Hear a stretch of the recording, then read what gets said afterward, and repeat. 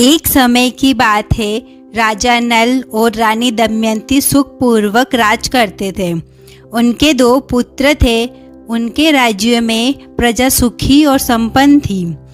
एक दिन राजमहल में एक ब्राह्मणी आई और रानी से बोली कि दशा माता का डोरा ले लो, इसे अपने गले में बांध लेना, जिससे आपके घर में सुख समृद्धि बनी रहे।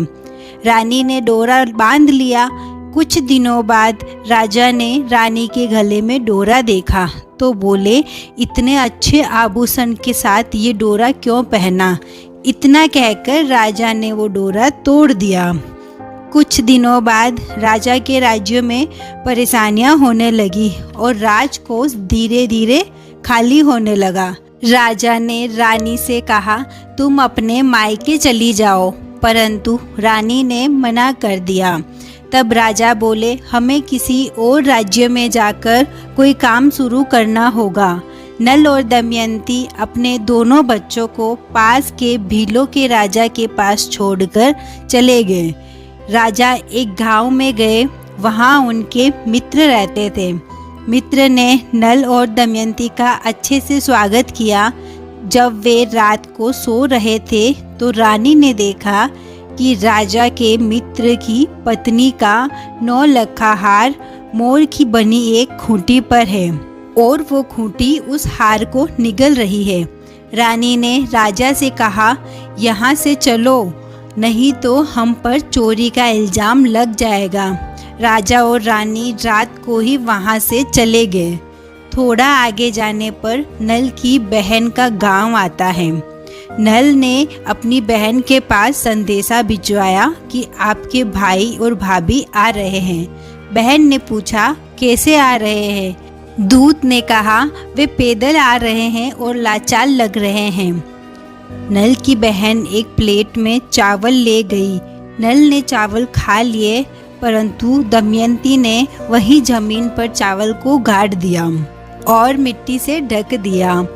आगे किसी गांव में नल को एक माली की नौकरी मिली और वह कुएं से पानी निकाल रहा था, परंतु पानी में बार बार सूत की कुकड़ी और हल्दी की गांठ निकल रही थी। राजा ने रानी को कहा, मैं पानी निकाल रहा हूँ और पानी के साथ बार बार सूत की कुकड़ी और हल्दी की गांठ निकल रही है। रानी ने कहा, ये मुझे दे दो। राजा ने सूत की कुकड़ी और हल्दी की गांठ रानी को दे दी। रानी ने होलिका दहन के दिन होली को जल दिखाकर अगले दिन दशा माता का व्रत किया और डोरा बांध लिया। कुछ दिन बाद राजा बोला, पास के राज्य में राजकुमारी का स्वयंवर हो रहा है। रानी बोली, आप इस दशा में जाओगे।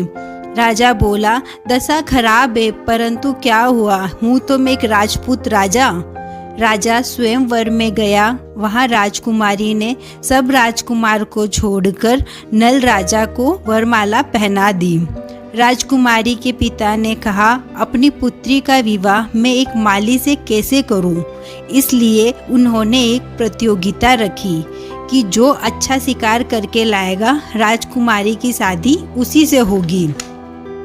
सब राजकुमार शिकार करने निकल गए, परंतु राजकुमारी के पिता को किसी का शिकार सही नहीं लगा। जब राजा नल के शिकार की बारी आई तो उन्होंने बहुत बड़ा शिकार पकड़ा था। राजकुमारी के पिता उनसे खुश हो गए और राजकुमारी का विवाह उनके साथ कर दिया। रानी दमयंती ने छोटी रानी का स्वागत किया। एक दिन दोनों रानी बैठी थी और बड़ी रानी बोली कि छोटी रानी, देखिए हमारे नगर की तरफ बिजली चमक रही है। छोटी रानी बोली, हमारा एक नगर भी है। तब रानी दमयंती ने सब बताया और कहा, जिससे आपका विवाह हुआ है वे नरवल कोट के राजा हैं। छोटी रानी ने अपने पिता को पूरी बात बताई। उनके पिता ने राजा से माफ़ी मांगी और बहुत सारा धन, घोड़े, हाथी आदि देकर अपने पुत्री को विदा किया। लौटते समय जब राजा नल अपनी बहन के गांव पहुँचे तो उन्होंने दूध भिजवाया। राजा की बहन ने दूत से पूछा कि मेरे भाई भाभी कैसे आ रहे हैं। दूत ने बोला, गाजा बाजा के साथ हाथी घोड़े और बहुत सा धन लेकर आ रहे हैं। इतना सुनकर राजा की बहन मोतियों से सजी थाली में पकवान लेकर गई।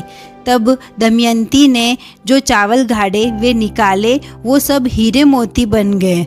दमयंती ने कहा, बहन यह अमानत आपकी है, हम यहाँ छोड़ गए। हीरे मोती बहन को देकर वे आगे बढ़े।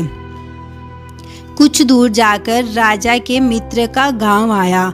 उन्होंने पहले की तरह राजा का स्वागत किया और उसी कमरे में विश्राम करवाया। रात को मोर की बनी खूंटी मित्र की पत्नी का 9 लाख का हार उगल रही थी। राजा ने उसी समय मित्र को बुलाया और कहा, हमारी दशा खराब आई, इसलिए खूंटी ने भी हार निगल लिया और हम पर चोरी का इल्जाम लगा। राजा नल वहाँ से चले और जहाँ अपने पुत्र को छोड़ा, उस राज्य के राजा से पुत्र को लेकर अपने राज्य में आ गए। नगरवासियों ने उनका स्वागत किया। राजा का पहले जैसा ठाट बाट फिर से शुरू हो गया। हे दशा माता, पहले जैसे राजा पर कूप किया वैसा किसी पर मत करना, और बाद में जैसे उनकी दशा सुधारी वैसे सभी की सुधारना।